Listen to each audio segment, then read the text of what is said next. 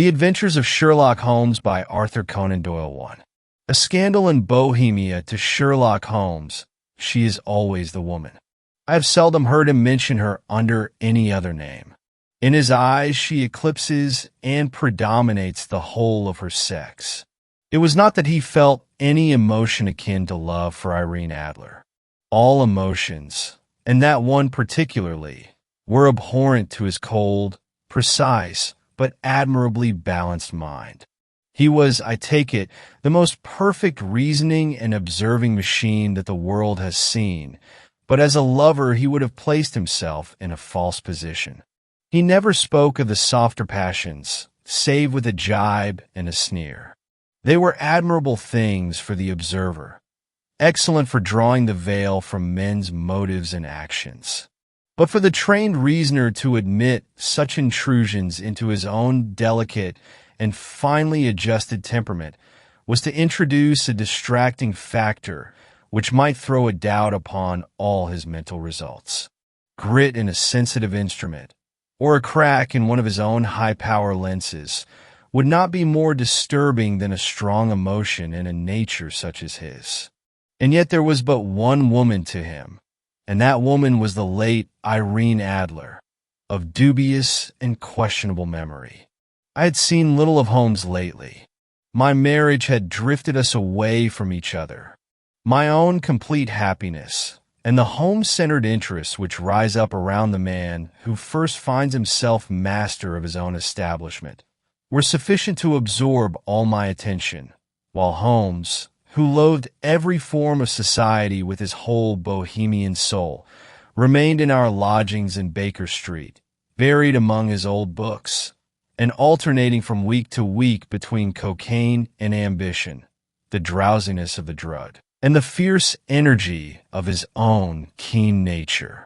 He was still, as ever, deeply attracted by the study of crime, and occupied his immense faculties and extraordinary powers of observation in following out those clues and clearing up those mysteries which had been abandoned as hopeless by the official police. From time to time I heard some vague account of his doings, of his summons to Odessa in the case of the Trepoff murder, of his clearing up of the singular tragedy of the Atkinson brothers at Trincomalee, and finally of the mission which he had accomplished so delicately and successfully for the reigning family of Holland. Beyond these signs of his activity, however, which I merely shared with all the readers of the daily press, I knew little of my former friend and companion. One night, it was on the 20th of March, 1888, I was returning from a journey to a patient, for I had now returned to civil practice, when my way led me through Baker Street. As I passed the well-remembered door, which must always be associated in my mind with my wooing, and with the dark incidents of the study in scarlet, I was seized with a keen desire to see Holmes again, and to know how he was employing his extraordinary powers. His rooms were brilliantly lit, and, even as I looked up, I saw his tall, spare figure pass twice in a dark silhouette against the blind. He was pacing the room swiftly, eagerly, with his head sunk upon his chest and his hands clasped behind him. To me, who knew his every mood and habit, his attitude and manner told their own story. He was at work again. He had risen out of his drug-created dreams and was hot upon the scent of some new problem. I rang the bell and was shown up to the chamber which had formerly been in part my own. His manner was not effusive. It seldom was, but he was glad, I think, to see me.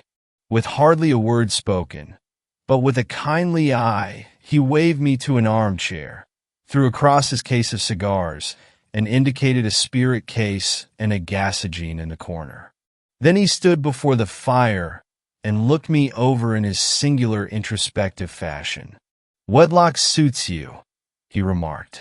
"I think, Watson, that you have put on 7.5 pounds since I saw you." "7," I answered. "Indeed, I should have thought a little more." "Just a trifle more, I fancy, Watson. And in practice again, I observe, you did not tell me that you intended to go into harness." Then, how do you know? I see it, I deduce it. How do I know that you have been getting yourself very wet lately, and that you have a most clumsy and careless servant girl? My dear Holmes, said I, this is too much. You would certainly have been burned had you lived a few centuries ago.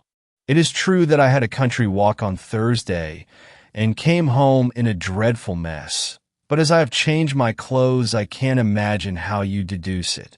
As to Mary Jane, she is incorrigible, and my wife has given her notice, but there again, I fail to see how you work it out. He chuckled to himself and rubbed his long, nervous hands together. It is simplicity itself, said he. My eyes tell me that on the inside of your left shoe, just where the firelight strikes it, the leather is scored by 6 almost parallel cuts. Obviously, they have been caused by someone who has very carelessly scraped round the edges of the sole in order to remove crusted mud from it. Hence, you see, my double deduction that you had been out in vile weather, and that you had a particularly malignant boot-slitting specimen of the London slavey. As to your practice, if a gentleman walks into my room smelling of iodoform, with a black mark of nitrate of silver upon his right forefinger, and a bulge on the right side of his top hat to show where he has secreted his stethoscope, I must be dull, indeed, if I do not pronounce him to be an active member of the medical profession. I could not help laughing at the ease with which he explained his process of deduction. When I hear you give your reasons, I remarked, the thing always appears to me to be so ridiculously simple that I could easily do it myself, though at each successive instance of your reasoning I am baffled until you explain your process. And yet I believe that my eyes are as good as yours. Quite so, he answered, lighting a cigarette and throwing himself down into an armchair. You see, but you do not observe. The distinction is clear. For example, you have frequently seen the steps which lead up from the hall to this room. Frequently. How often? Well, some hundreds of times. Then how many are there? How many? I don't know. Quite so. You have not observed, and yet you have seen. That is just my point. Now I know that there are 17 steps because I have both seen and observed. By the way, since you are interested in these little problems, and since you are good enough to chronicle 1 or 2 of my trifling experiences, you may be interested in this. He threw over a sheet of thick, pink-tinted notepaper which had been lying open upon the table. It came by the last post, said he. Read it aloud. The note was undated, and without either signature or address. There will call upon you tonight, at 7:45, it said, a gentleman who desires to consult you upon a matter of the very deepest moment. Your recent services to one of the royal houses of Europe have shown that you are one who may safely be trusted with matters which are of an importance which can hardly be exaggerated. This account of you we have from all quarters received. Be in your chamber then at that hour, and do not take it amiss if your visitor wear a mask. This is indeed a mystery, I remarked. What do you imagine that it means? I have no data yet. It is a capital mistake to theorize before one has data. Insensibly one begins to twist facts to suit theories, instead of theories to suit facts. But the note itself, what do you deduce from it? I carefully examined the writing and the paper upon which it was written. The man who wrote it was presumably well-to-do, I remarked, endeavoring to imitate my companion's processes. Such paper could not be bought under half a crown a packet. It is peculiarly strong and stiff. Peculiar. That is the very word, said Holmes. It is not an English paper at all. Hold it up to the light. I did so, and saw a large E with a small g, a P, and a large G with a small t woven into the texture of the paper. What do you make of that? Asked Holmes. The name of the maker, no doubt, or his monogram, rather. Not at all. The G with the small t stands for Gesellschaft, which is the German for company. It is a customary contraction like our co. P, of course, stands for papier. Now for the EG. Let us glance at our Continental Gazetteer. He took down a heavy brown volume from his shelves. Iglo Eglinitz, here we are, Igria. It is in a German-speaking country, in Bohemia, not far from Carlsbad, remarkable as being the scene of the death of Wallenstein, and for its numerous glass factories and paper mills. Ha ha, my boy, what do you make of that? His eyes sparkled, and he sent up a great blue, triumphant cloud from his cigarette. The paper was made in Bohemia, I said. Precisely. And the man who wrote the note is a German. Do you note the peculiar construction of the sentence? This account of you we have from all quarters received. A Frenchman or Russian could not have written that. It is the German who is so uncourteous to his verbs. It only remains, therefore, to discover what is wanted by this German who writes upon Bohemian paper and prefers wearing a mask to showing his face. And here he comes, if I am not mistaken, to resolve all our doubts. As he spoke, there was the sharp sound of horses' hoofs and grating wheels against the curb, followed by a sharp pull at the bell. Holmes whistled. A pair by the sound, said he. Yes, he continued, glancing out of the window. A nice little brougham and a pair of beauties. 150 guineas apiece. There's money in this case, Watson, if there is nothing else. I think that I had better go, Holmes. Not a bit, Doctor. Stay where you are. I am lost without my Boswell. And this promises to be interesting. It would be a pity to miss it. But your client, never mind him. I may want your help, and so may he. Here he comes. Sit down in that armchair, Doctor, and give us your best attention. A slow and heavy step, which had been heard upon the stairs and in the passage, paused immediately outside the door. Then there was a loud and authoritative tap. Come in, said Holmes. A man entered who could hardly have been less than 6 feet 6 inches in height, with the chest and limbs of a Hercules. His dress was rich with a richness which would, in England, be looked upon as akin to bad taste. Heavy bands of astrakhan were slashed across the sleeves and fronts of his double-breasted coat, while the deep blue cloak which was thrown over his shoulders was lined with flame-colored silk and secured at the neck with a brooch which consisted of a single flaming barrel. Boots which extended halfway up his calves, and which were trimmed at the tops with rich brown fur, completed the impression of barbaric opulence which was suggested by his whole appearance. He carried a broad-brimmed hat in his hand, while he wore across the upper part of his face, extending down past the cheekbones, a black visored mask, which he had apparently adjusted that very moment, for his hand was still raised to it as he entered. From the lower part of the face he appeared to be a man of strong character, with a thick, hanging lip and a long, straight chin suggestive of resolution pushed to the length of obstinacy. You had my note? He asked with a deep, harsh voice and a strongly marked German accent. I told you that I would call. He looked from one to the other of us, as if uncertain which to address. Pray take a seat, said Holmes. This is my friend and colleague, Dr. Watson, who is occasionally good enough to help me in my cases. Whom have I the honor to address? You may address me as the Count von Kram, a Bohemian nobleman. I understand that this gentleman, your friend, is a man of honor and discretion, whom I may trust with a matter of the most extreme importance. If not, I should much prefer to communicate with you alone. I rose to go, but Holmes caught me by the wrist and pushed me back into my chair. It is both or none, said he. You may say before this gentleman anything which you may say to me. The Count shrugged his broad shoulders. Then I must begin, said he, by binding you both to absolute secrecy for 2 years. At the end of that time the matter will be of no importance. At present it is not too much to say that it is of such weight it may have an influence upon European history. I promise, said Holmes. And I. You will excuse this mask, continued our strange visitor. The august person who employs me wishes his agent to be unknown to you, and I may confess at once that the title by which I have just called myself is not exactly my own. I was aware of it, said Holmes dryly.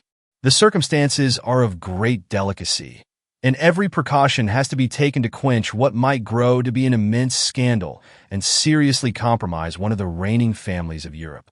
To speak plainly, the matter implicates the great house of Ormstein, hereditary kings of Bohemia. I was also aware of that, murmured Holmes, settling himself down in his armchair and closing his eyes.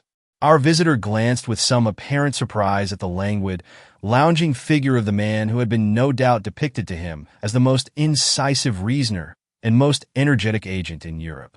Holmes slowly reopened his eyes and looked impatiently at his gigantic client. "If your Majesty would condescend to state your case," he remarked, "I should be better able to advise you."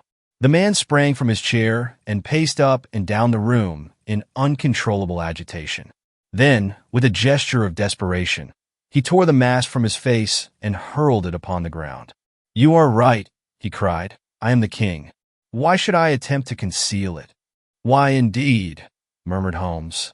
"Your Majesty had not spoken before I was aware that I was addressing Wilhelm Gottsreich Sigismund von Ormstein, Grand Duke of Castelfelstein and hereditary King of Bohemia. But you can understand," said our strange visitor, sitting down once more and passing his hand over his high white forehead. "You can understand that I am not accustomed to doing such business in my own person. Yet the matter was so delicate that I could not confide it to an agent without putting myself in his power. I have come incognito from Prague for the purpose of consulting you." "Then, pray consult," said Holmes, shutting his eyes once more. "The facts are briefly these. Some 5 years ago, during a lengthy visit to Warsaw, I made the acquaintance of the well-known adventuress, Irene Adler. The name is no doubt familiar to you. Kindly look her up in my index, Doctor," murmured Holmes without opening his eyes. For many years he had adopted a system of docketing all paragraphs concerning men and things, so that it was difficult to name a subject or a person on which he could not at once furnish information. In this case, I found her biography sandwiched in between that of a Hebrew rabbi and that of a staff commander who had written a monograph upon the deep-sea fishes. "Let me see," said Holmes. Born in New Jersey in the year 1858. Contralto La Scala prima donna Imperial Opera of Warsaw, yes. Retired from operatic stage. Living in London, quite so. Your Majesty, as I understand, became entangled with this young person, wrote her some compromising letters, and is now desirous of getting those letters back." "Precisely so. But how? Was there a secret marriage?" "None." "No legal papers or certificates?" "None." "Then I fail to follow your Majesty. If this young person should produce her letters for blackmailing or other purposes, how is she to prove their authenticity? There is the writing. Pooh-pooh. Forgery. My private note paper. Stolen. My own seal. Imitated. My photograph. Bought. We were both in the photograph. Oh dear. That is very bad. Your Majesty has indeed committed an indiscretion. I was mad and sane. You have compromised yourself seriously. I was only Crown Prince then. I was young. I am but 30 now. It must be recovered. We have tried and failed. Your Majesty must pay. It must be bought. She will not sell. Stolen then? 5 attempts have been made. Twice burglars in my pay ransacked her house. Once we diverted her luggage when she traveled. Twice she has been waylaid. There has been no result. No sign of it. Absolutely none." Holmes laughed. "It is quite a pretty little problem," said he. "But a very serious one to me," returned the king reproachfully. "Very indeed. And what does she propose to do with the photograph?" "To ruin me? But how? I am about to be married. So I have heard, to Clotilde Lothman von Saxe-Meiningen, second daughter of the King of Scandinavia. You may know the strict principles of her family. She is herself the very soul of delicacy. A shadow of a doubt as to my conduct would bring the matter to an end. And Irene Adler threatens to send them the photograph. And she will do it. I know that she will do it. You do not know her, but she has a soul of steel. She has the face of the most beautiful of women, and the mind of the most resolute of men. Rather than I should marry another woman, there are no lengths to which she would not go. None. You are sure that she has not sent it yet?" "I am sure." "And why?" "Because she has said that she would send it on the day when the betrothal was publicly proclaimed. That will be next Monday." "Oh, then we have 3 days yet," said Holmes with a yawn. "That is very fortunate, as I have 1 or 2 matters of importance to look into just at present. Your Majesty will, of course, stay in London for the present." "Certainly. You will find me at the Langham under the name of the Count von Cram. Then I shall drop you a line to let you know how we progress."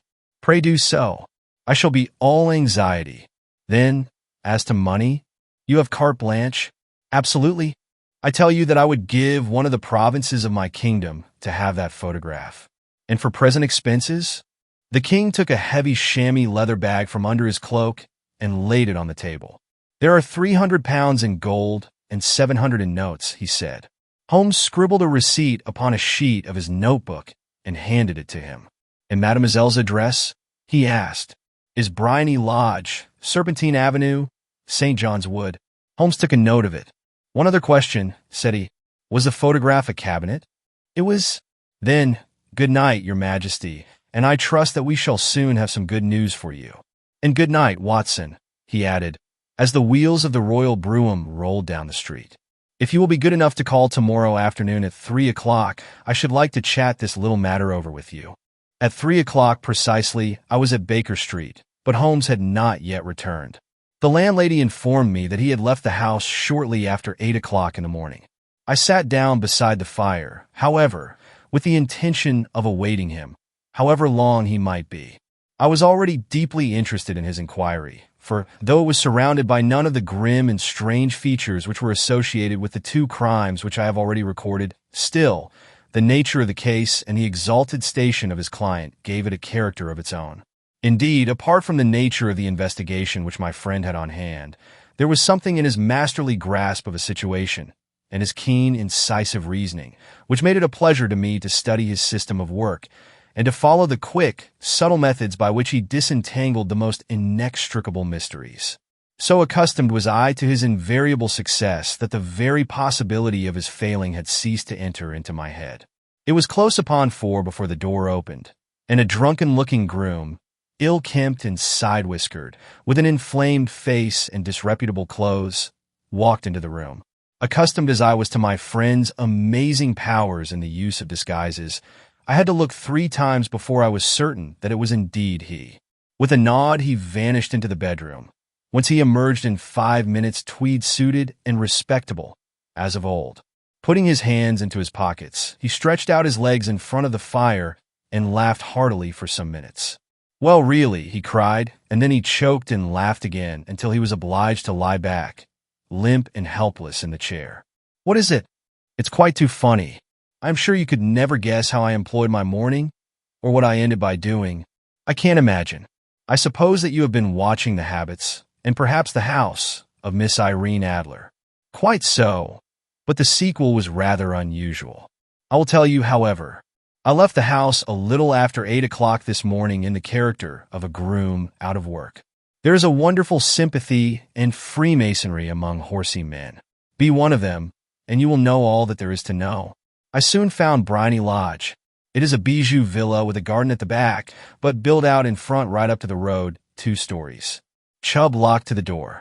Large sitting room on the right side, well furnished, with long windows almost to the floor, and those preposterous English window fasteners which a child could open. Behind there was nothing remarkable, save that the passage window could be reached from the top of the coach house. I walked round it and examined it closely from every point of view, but without noting anything else of interest. I then lounged down the street and found, as I expected, that there was a mews in a lane which runs down by one wall of the garden. I lent the ostlers a hand in rubbing down their horses, and received in exchange 2pence, a glass of half and half, 2 fills of shag tobacco, and as much information as I could desire about Miss Adler, to say nothing of half a dozen other people in the neighborhood in whom I was not in the least interested, but whose biographies I was compelled to listen to. And what of Irene Adler? I asked. Oh, she has turned all the men's heads down in that part. She is the daintiest thing under a bonnet on this planet. So say the Serpentine Muse, to a man. She lives quietly, sings at concerts, drives out at 5 every day, and returns at 7 sharp for dinner. Seldom goes out at other times, except when she sings. Has only 1 male visitor, but a good deal of him. He is dark, handsome, and dashing. Never calls less than once a day, and often twice. He is a Mr. Godfrey Norton of the Inner Temple. See the advantages of a cabman as a confidant. They had driven him home a dozen times from Serpentine Mews, and knew all about him. When I had listened to all they had to tell, I began to walk up and down near Bryony Lodge once more, and to think over my plan of campaign. This Godfrey Norton was evidently an important factor in the matter. He was a lawyer. That sounded ominous. What was the relation between them, and what the object of his repeated visits? Was she his client, his friend, or his mistress? If the former, she had probably transferred the photograph to his keeping. If the latter, it was less likely. On the issue of this question depended whether I should continue my work at Bryony Lodge or turn my attention to the gentleman's chambers in the temple. It was a delicate point, and it widened the field of my inquiry. I fear that I bore you with these details, but I have to let you see my little difficulties if you are to understand the situation. I am following you closely, I answered. I was still balancing the matter in my mind when a hansom cab drove up to Bryony Lodge, and a gentleman sprang out. He was a remarkably handsome man, dark, aquiline, and mustached, evidently the man of whom I had heard. He appeared to be in a great hurry, shouted to the cabman to wait, and brushed past the maid who opened the door with the air of a man who was thoroughly at home. He was in the house about half an hour, and I could catch glimpses of him in the windows of the sitting room, pacing up and down, talking excitedly, and waving his arms. Of her I could see nothing. Presently he emerged, looking even more flurried than before. As he stepped up to the cab, he pulled a gold watch from his pocket and looked at it earnestly. "Drive like the devil," he shouted, first to Gross and Hankey's in Regent Street, and then to the Church of St. Monica in the Edgware Road. "Half a guinea if you do it in 20 minutes. Away they went, and I was just wondering whether I should not do well to follow them when up the lane came a neat little landau, the coachman with his coat only half buttoned, and his tie under his ear, while all the tags of his harness were sticking out of the buckles. It hadn't pulled up before she shot out of the hall door and into it. I only caught a glimpse of her at the moment, but she was a lovely woman with a face that a man might die for. "The Church of St. Monica, John," she cried, "and half a sovereign if you reach it in 20 minutes. This was quite too good to lose, Watson. I was just balancing whether I should run for it, or whether I should perch behind her landau when a cab came through the street. The driver looked twice at such a shabby fare, but I jumped in before he could object. 'The Church of St. Monica,' said I, 'and half a sovereign if you reach it in 20 minutes. It was 25 minutes to 12, and of course it was clear enough what was in the wind. My cabby drove fast. I don't think I ever drove faster, but the others were there before us. The cab and the landau, with their steaming horses, were in front of the door when I arrived. I paid the man and hurried into the church. There was not a soul there save the two whom I had followed and a surpliced clergyman, who seemed to be expostulating with them. They were all three standing in a knot in front of the altar. I lounged up the side aisle like any other idler who has dropped into a church. Suddenly, to my surprise, the three at the altar faced round to me, and Godfrey Norton came running as hard as he could towards me. "Thank God!" he cried. "You'll do. Come, come." "What then?" I asked. "Come, man, come. Only 3 minutes, or it won't be legal." I was half dragged up to the altar, and before I knew where I was, I found myself mumbling responses which were whispered in my ear, and vouching for things of which I knew nothing, and generally assisting in the secure tying up of Irene Adler, spinster, to Godfrey Norton, bachelor. It was all done in an instant, and there was the gentleman thanking me on the one side and the lady on the other, while the clergyman beamed on me in front. It was the most preposterous position in which I ever found myself in my life, and it was the thought of it that started me laughing just now. It seems that there had been some informality about their license, that the clergyman absolutely refused to marry them without a witness of some sort, and that my lucky appearance saved the bridegroom from having to sally out into the streets in search of a best man. The bride gave me a sovereign, and I mean to wear it on my watch chain in memory of the occasion. "This is a very unexpected turn of affairs," said I. "And what then?" "Well, I found my plans very seriously menaced. It looked as if the pair might take an immediate departure, and so necessitate very prompt and energetic measures on my part. At the church door, however, they separated, he driving back to the temple, and she to her own house. "I shall drive out in the park at 5 as usual," she said as she left him. I heard no more. They drove away in different directions, and I went off to make my own arrangements, which are some cold beef and a glass of beer, he answered, ringing the bell. "I have been too busy to think of food, and I am likely to be busier still this evening. By the way, Doctor, I shall want your cooperation. I shall be delighted. You don't mind breaking the law? Not in the least. Nor running a chance of arrest? Not in a good cause. Oh, the cause is excellent. Then I am your man. I was sure that I might rely on you. But what is it you wish? When Mrs. Turner has brought in the tray, I will make it clear to you. Now, he said as he turned hungrily on the simple fare that our landlady had provided, I must discuss it while I eat, for I have not much time. It is nearly 5 now. In 2 hours we must be on the scene of action. Miss Irene, or Madam, rather, returns from her drive at 7. We must be at Bryony Lodge to meet her. And what then? You must leave that to me. I have already arranged what is to occur. There is only one point on which I must insist. You must not interfere, come what may. You understand? I am to be neutral, to do nothing whatever. There will probably be some small unpleasantness. Do not join in it. It will end in my being conveyed into the house. 4 or 5 minutes afterwards the sitting-room window will open. You are to station yourself close to that open window.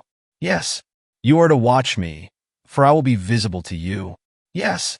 And when I raise my hand, so you will throw into the room what I give you to throw, and will at the same time raise the cry of fire. You quite follow me? Entirely. It is nothing very formidable, he said, taking a long cigar-shaped roll from his pocket.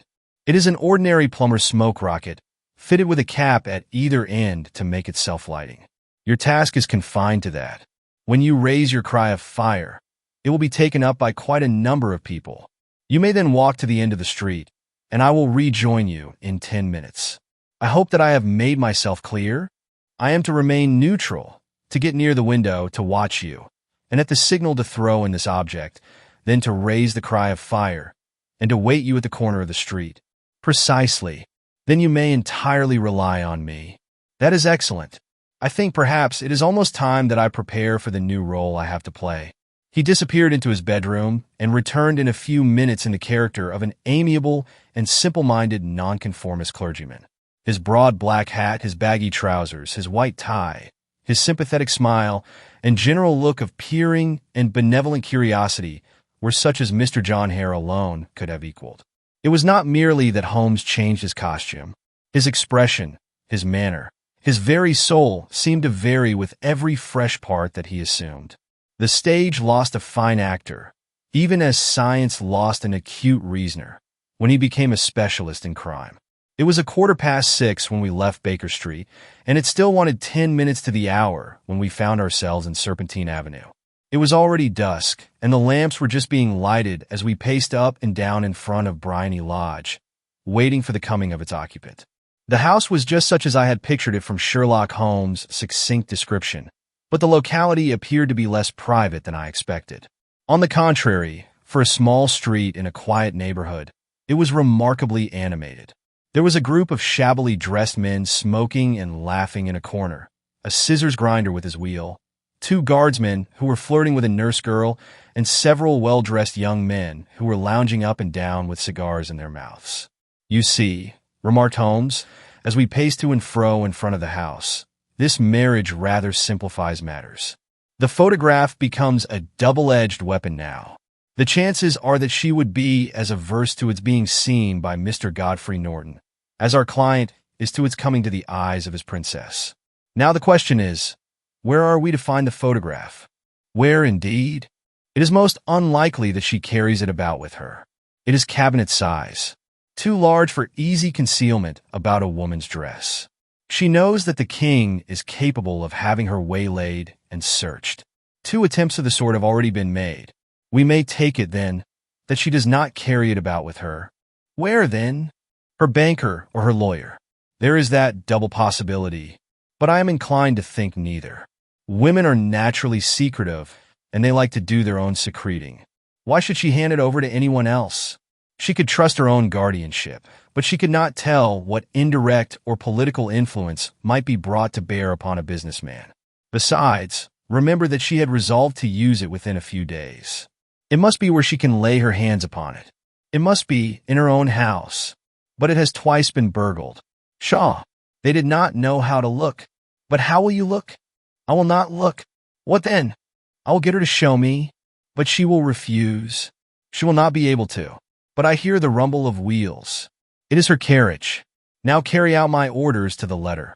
As he spoke, the gleam of the sidelights of a carriage came round the curve of the avenue.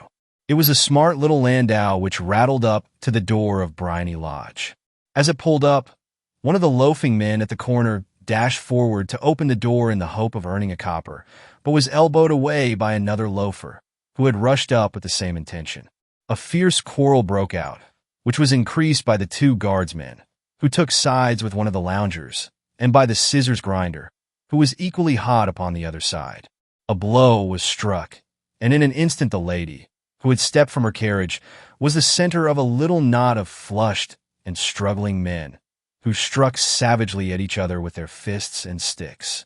Holmes dashed into the crowd to protect the lady, but just as he reached her, he gave a cry and dropped to the ground, with the blood running freely down his face. At his fall, the guardsmen took to their heels in one direction and the loungers in the other, while a number of better-dressed people, who had watched the scuffle without taking part in it, crowded in to help the lady and to attend to the injured man. Irene Adler, as I will still call her, had hurried up the steps, but she stood at the top with her superb figure outlined against the lights of the hall, looking back into the street. "Is the poor gentleman much hurt?" she asked. "He is dead," cried several voices. No, there's life in him," shouted another. "But he'll be gone before you can get him to hospital." "He's a brave fellow," said a woman. "They would have had the lady's purse and watch if it hadn't been for him. They were a gang, and a rough one, too. Ah, he's breathing now. He can't lie in the street. May we bring him in, marm?" "Surely. Bring him into the sitting room. There is a comfortable sofa. This way, please." Slowly and solemnly, he was borne into Bryony Lodge and laid out in the principal room, while I still observed the proceedings from my post by the window. The lamps had been lit, but the blinds had not been drawn, so that I could see Holmes as he lay upon the couch. I do not know whether he was seized with compunction at that moment for the part he was playing, but I know that I never felt more heartily ashamed of myself in my life than when I saw the beautiful creature against whom I was conspiring, or the grace and kindliness with which she waited upon the injured man. And yet it would be the blackest treachery to Holmes to draw back now from the part which he had entrusted to me. I hardened my heart, and took the smoke rocket from under my ulster. After all, I thought, we are not injuring her. We are but preventing her from injuring another. Holmes had sat up upon the couch, and I saw him motion like a man who is in need of air. A maid rushed across and threw open the window. At the same instant I saw him raise his hand, and at the signal I tossed my rocket into the room with a cry of fire. The word was no sooner out of my mouth than the whole crowd of spectators, well-dressed and ill, gentlemen, ostlers, and servant maids, joined in a general shriek of fire. Thick clouds of smoke curled through the room and out at the open window. I caught a glimpse of rushing figures, and a moment later the voice of Holmes from within assuring them that it was a false alarm.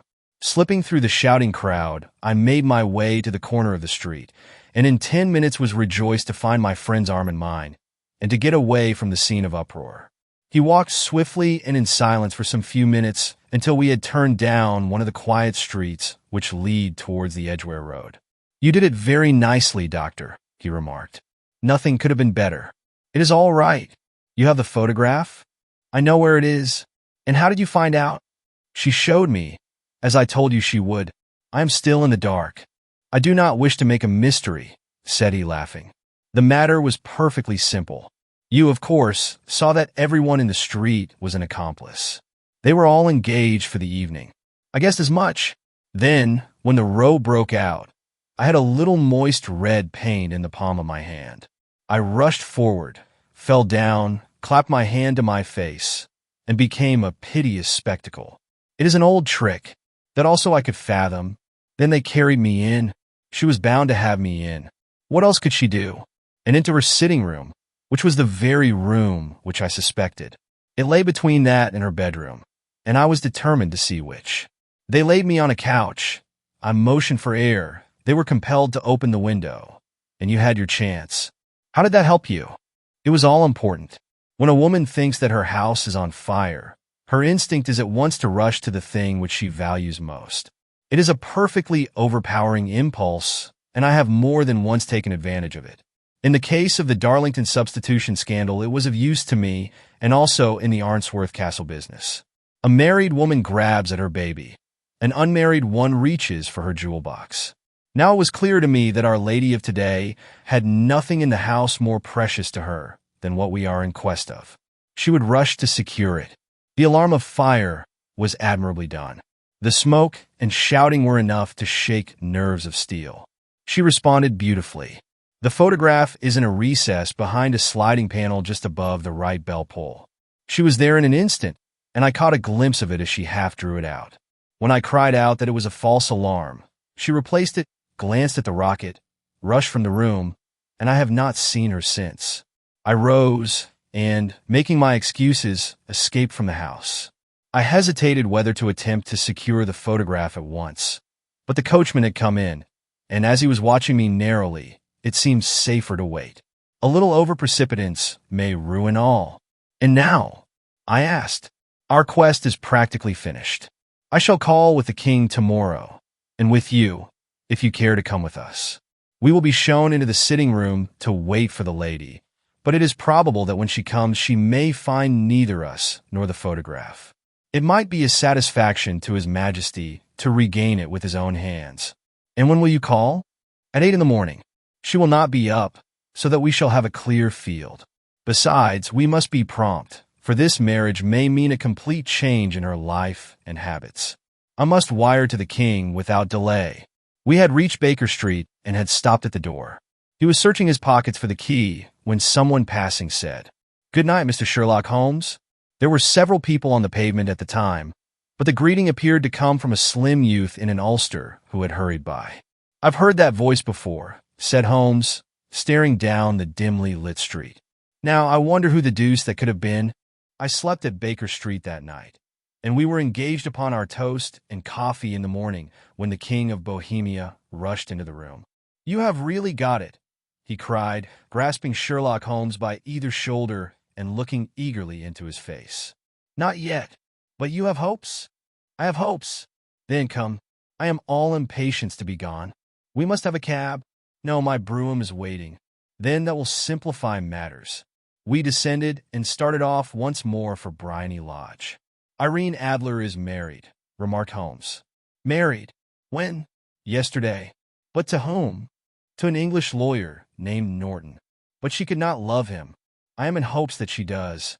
"And why in hopes?" "Because it would spare your Majesty all fear of future annoyance.